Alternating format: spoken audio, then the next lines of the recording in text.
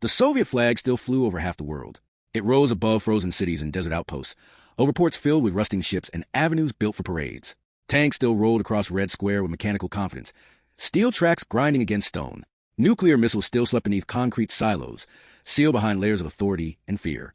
From the outside, the Soviet Union looked permanent, unmovable, a structure too large to fail. To millions watching from afar, it appeared as one of the fixed pillars of the modern world. Think about that. An empire that stretched across time zones, commanded armies, and rivaled any power on Earth did not look fragile. It looked inevitable. But permanence can be an illusion. History has a habit of hiding its endings in plain sight. Behind the banners, behind the anthems and slogans, a quieter story was unfolding. It was not written in explosions or battlefield victories. It was written in numbers. In balance sheets no one trusted. In reports no one believed.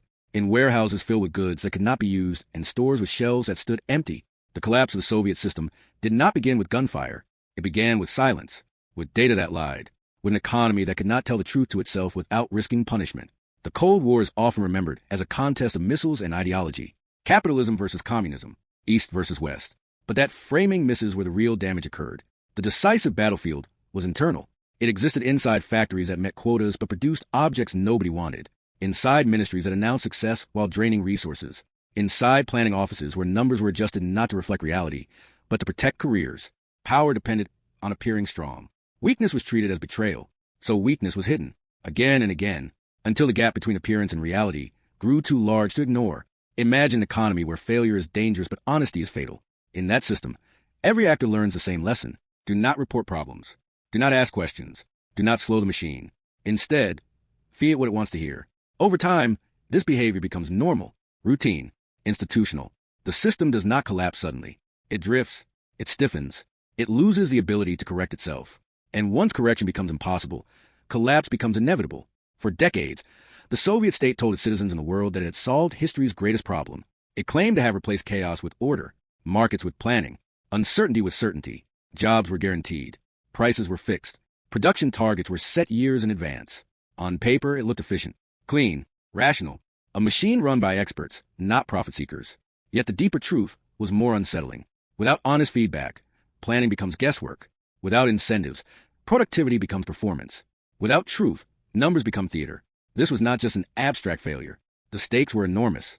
Tens of millions of people depended on this system to feed them, house them, transport them, and give their labor meaning. Every loaf of bread, every pair of shoes, every train schedule depended on decisions made far away by people shielded from consequences.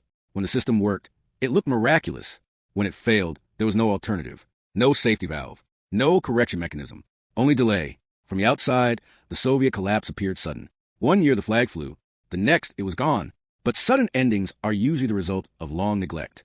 The truth is that the Soviet system had been failing quietly for years before it fell publicly. It was losing efficiency while pretending to gain strength. It was bleeding resources while reporting growth. It was exhausting its people while declaring progress. And because the collapse did not come from invasion, many struggle to explain it.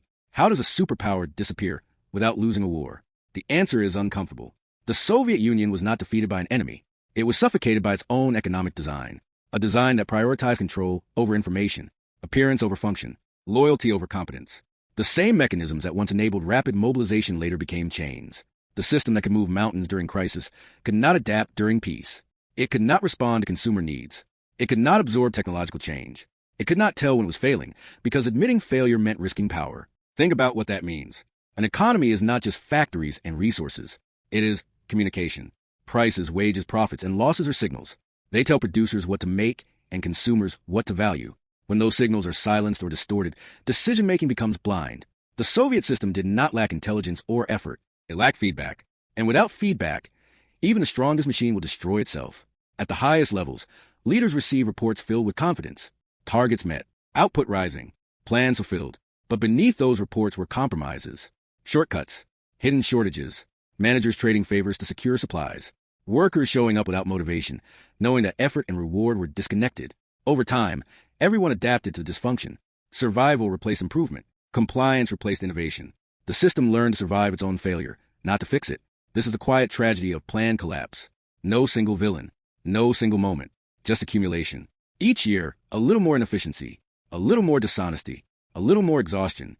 Oil exports masked the damage. Foreign trade filled gaps temporarily. Pride delayed reform. Fear blocked transparency. The machine kept moving, but it was running on borrowed time. And then one day, the numbers stopped adding up.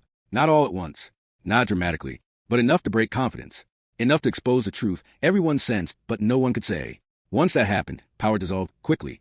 Not because armies defected, but because distribution failed. The center could no longer provide. Authority without resources is noise. Loyalty without benefit is temporary. This chapter asks a simple but unsettling question. What if the Soviet Union did not collapse because it was challenged, but because it was designed to hide failure? What if the seeds of collapse were present at its peak, embedded in the very rules that govern production, labor, and truth? When systems reward silence and punish honesty, decay becomes policy. Collapse becomes mathematics. The story ahead is not about ideology alone. It is about incentives, about information, about the danger of mistaking control for strength. The Soviet collapse was not sudden history. It was delayed math. And once the numbers could no longer be ignored, history had already made its decision. For decades, the Soviet Union projected an image of unstoppable strength. From the air, the scale alone was intimidating. Endless rail lines cut through forests and tundra. Industrial cities glowed at night, surrounded by smokestacks and steel frames. Massive plants poured out iron, coal, and machinery in volumes few nations could match. From space, it looked like momentum made permanent. A civilization engineered for production, a state built to endure. And for a time, that image felt real, not just outsiders, but to those inside the system as well. Central planning promised certainty in a world shaped by chaos. There would be no unemployment, no wild price swings, no market crashes wiping out savings overnight. The state would decide what mattered and ensure it was produced. Wages were stable. Prices barely moved. Jobs were guaranteed. On paper, this looked like control, stability, progress without risk. Think about how powerful that promise sounded in a century marked by depression and war. For millions, it felt like history had finally been mastered. In the early years, results reinforced belief. Wartime mobilization had proven the system could move entire economies with force and speed. Factories relocated thousands of kilometers in weeks. Production targets were met under impossible conditions. Survival validated the model. After the war, that same machinery was redirected toward peace. Heavy industry expanded. Dams rose. Power stations multiplied. The state measured success in steel tonnage, concrete poured, and machines assembled. And those numbers climbed year after year. The illusion of strength grew because scale hid inefficiency. When output is massive, waste can disappear inside totals. A factory missing targets slightly still look productive when aggregated with thousands of others. Regional shortages were masked by national averages. Failures were diluted by volume. The system did not need to be efficient to appear strong. It only needed to be large. Military production amplified this illusion. Tanks, aircraft, ships, and missiles rolled out in quantities that demanded respect. Parades reinforced the message. The world saw columns of hardware and assumed economic vitality. Inside the system, defense industries received priority access to resources. They met targets because they had to. Civilian sectors came second. Consumer goods were delayed. Quality slipped. But these were framed as temporary sacrifices for security. External threats justified internal hardship. Fear played a critical role in maintaining the illusion. Information moved upward through layers of authority, and each layer filtered risk. Bad news was softened. Delays were explained away. Shortfalls were reclassified. Managers quickly learned that survival depended on reporting success, not reality. Missing targets could end careers.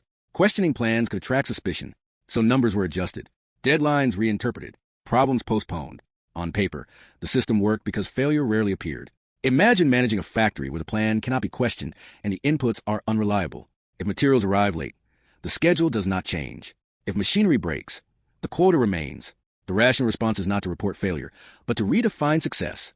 Produce heavier items to meet weight targets. Assemble incomplete goods to meet unit counts. Ship products unfinished so they can be marked complete. These behaviors were not exceptions. They became habits, and habits became norms.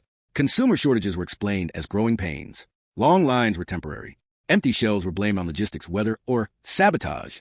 Productivity gaps were attributed to foreign pressure. External enemies were always convenient explanations. Oil exports provided a crucial buffer.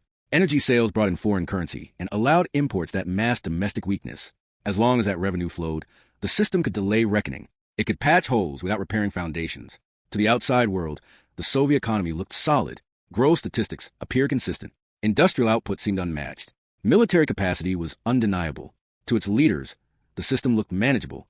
Problems were acknowledged quietly but framed as technical issues, not structural flaws. Reforms were discussed cautiously, often postponed. Why risk destabilizing a system that appeared to be working? But beneath the concrete and banners, the foundation was already cracking. The very tools that created stability also prevented adaptation. Fixed prices disconnected supply from demand. Guaranteed employment removed pressure to improve productivity. Central allocation slowed response times. Innovation suffered because experimentation carried risk without reward. Efficiency mattered less than compliance. Over time, the system optimized for obedience, not performance. This is the danger of mistaking control for health. An economy can be controlled and still be sick. It can appear stable while quietly decaying. The Soviet Union did not lack resources. It lacked responsiveness. It did not lack labor. It lacked incentives. It did not lack plans. It lacked correction mechanisms. And as long as appearances were maintained, those weaknesses could be ignored. The illusion endured because collapse is rarely obvious from within. Each year felt similar to the last. Life continued. Trains ran. Lights stayed on. The system did not fail dramatically. It dulled. It slowed. It strained. And because the state had eliminated alternatives, there was nowhere to compare, nowhere to escape, nowhere to test reality against something else. By the time cracks became visible, they were structural, too deep for surface repairs. What looked like unstoppable strength was, in truth, accumulated delay. A future cost deferred year after year. The machine still moved, but it was consuming itself to do so. And when conditions changed, when buffers weakened, when pressure increased, the illusion would no longer hold. That moment was coming, not with explosions or invasions, but with exposure, with the slow realization that scale could no longer hide inefficiency. That control could not replace truth, and that an economy built to avoid admitting failure had no way to survive it. The most destructive failures of the Soviet system were not visible from the outside. They lived deep inside incentives, where rules quietly shape behavior. On the surface, factories produced impressive totals. Plans were fulfilled. Targets were met. But what mattered was not what was produced, only that something was produced. Quantity mattered more than quality. Weight mattered more than usefulness. A system built around meeting numerical goals inevitably learned how to game those numbers. Over time, production became performance. Appearance replaced function. Factories were rewarded for output, not value. If a plant was told to produce a certain tonnage, it produced weight. If it was told to produce a number of units, it produced units, regardless of whether anyone needed them. Nails were too large to use. Shoes were the wrong size. Machinery arrived incomplete or unusable. These were not jokes or isolated failures. They were logical outcomes. When incentives are misaligned, behavior follows the incentive, not the intention. Think about that. When the rules reward compliance instead of results, the system will deliver compliance, not results. Money, in this environment, stopped acting like information. In functioning economies, prices signal scarcity and demand. They tell producers what to make and consumers what to value. In the Soviet system, prices were fixed by decree. They did not change in response to shortages or surpluses. A good could be desperately needed and still priced cheaply. Another could be unwanted and still expensive. Without price signals, planners operated in darkness. Decisions were made using outdated assumptions and political priorities. There was no mechanism to say, this is not working. Without profit and loss, there was no clear feedback. Enterprises did not fail in the traditional sense.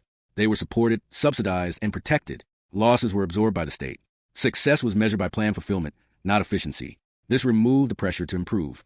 It also removed accountability. If a factory wasted resources, it did not go bankrupt. It received more resources next year. Waste became normalized. Scarcity became routine. The system learned to live with inefficiency because inefficiency had no cost for decision makers. Resources flowed toward politically protected sectors. Heavy industry and defense took priority. Consumer needs came later. Everyday life deteriorated slowly but steadily. People adapted. They waited in lines. They traded favors. They relied on informal networks to access basic goods. An unofficial economy grew alongside the official one. It filled gaps but also exposed contradictions. When survival depends on bypassing the system is already failing. Currency controls and limited trade flexibility made matters worse. The Soviet economy was largely closed. Its currency was not freely convertible. Trade was planned, not negotiated. This insulated the system from global competition, but it also insulated it from learning. When technology advanced elsewhere, adoption was slow. When logistics improved elsewhere, adaptation lagged. The system could not pivot quickly because pivoting required admitting error, and error carried risk. For a time, energy exports concealed these weaknesses. Oil and gas sales brought in foreign currency. That money paid for imports that masked domestic shortages. It bought time. It allowed leaders to postpone hard decisions. But reliance on resource revenue created vulnerability. When external conditions shifted, when prices dropped, the cushion disappeared. The system suddenly had to confront realities it had delayed for years, and it was unprepared. Debt pressures rose quietly, not always as visible loans, but as obligations hidden inside subsidies, inefficient exchanges, and delayed payments. Enterprises depended on state support to survive. The state depended on continued output to justify support. This circular dependence reduced flexibility. Any attempt to cut support risked collapse. Any attempt to maintain it increased strain. The system became trapped by its own commitments. When reform attempts finally emerged, They exposed more than they fixed. Efforts to introduce limited transparency revealed how distorted the numbers had become. Partial openness collided with decades of concealment. Reports began to conflict. Shortages became visible.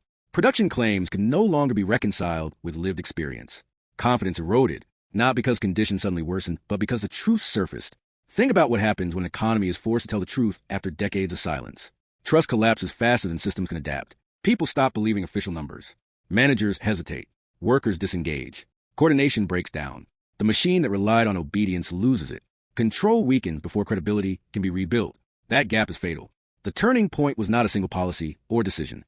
It was a moment when contradictions became unavoidable, when the system could no longer hide inefficiency behind scale, when resource buffers were gone, when partial reforms removed fear without replacing incentives. The economy entered a dangerous in-between state, too open to lie convincingly, too rigid to function flexibly. Production slowed. Distribution faltered. Regional imbalances intensified. The center struggled to allocate resources it no longer controlled effectively. Local actors followed their own incentives. Hoarding increased. Informal trade expanded. The official economy lost relevance. Once that happened, authority followed. Economic power drifted away from the center because economic coordination failed. This is how systems unravel, not through dramatic collapse, but through loss of coherence. When rules no longer align behavior, when signals no longer guide decisions, when trust evaporates. The Soviet economy did not collapse because people stopped working. It collapsed because their work no longer connected to outcomes. Effort did not produce improvement. Compliance did not produce stability. The link between action and result was broken. The tragedy is that many participants understood the problem. Engineers knew quality was poor. Workers knew effort was unrewarded. Managers knew reports were fiction. But knowing is not the same as acting. Acting required protection. Protection required power. And power depended on maintaining illusion. The system trapped its own reformers. Once the numbers unraveled, everything else followed. Politics could not compensate for empty shelves. Ideology could not fill gaps in distribution. Authority could not command productivity without incentives. The economy was the silent foundation of the state. When it fractured, the structure above it had nothing to stand on. This chapter marks the point where decline becomes irreversible, not because failure accelerates, but because correction becomes impossible. When systems cannot learn, they cannot survive. The Soviet collapse did not begin with openness. It ended there, and by the time the truth emerged, the math had already been done. When collapse finally arrived, it did not look like invasion. There were no foreign troops marching through capitals. No final battle to mark the end. Instead, it looked like confusion.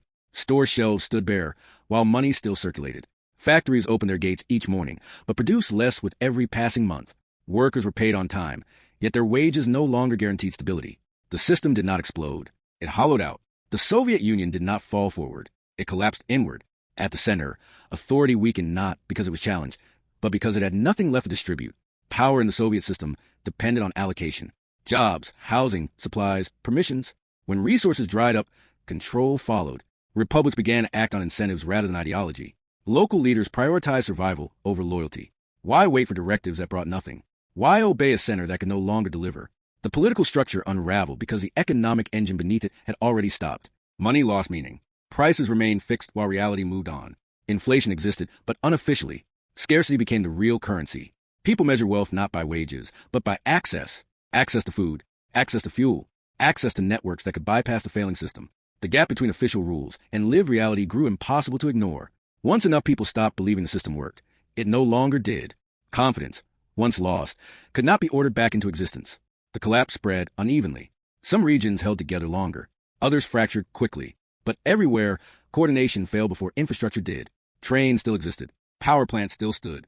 Roads were still there. What vanished was the ability to manage them as a single system. The machine lost synchronization. Ministries issued plans that could not be executed. Enterprises negotiated privately instead of following directives. Informal arrangements replaced official channels. The state became a spectator to its own economy. Afterward, the damage lingered. Systems built for central control struggled in a fragmented environment.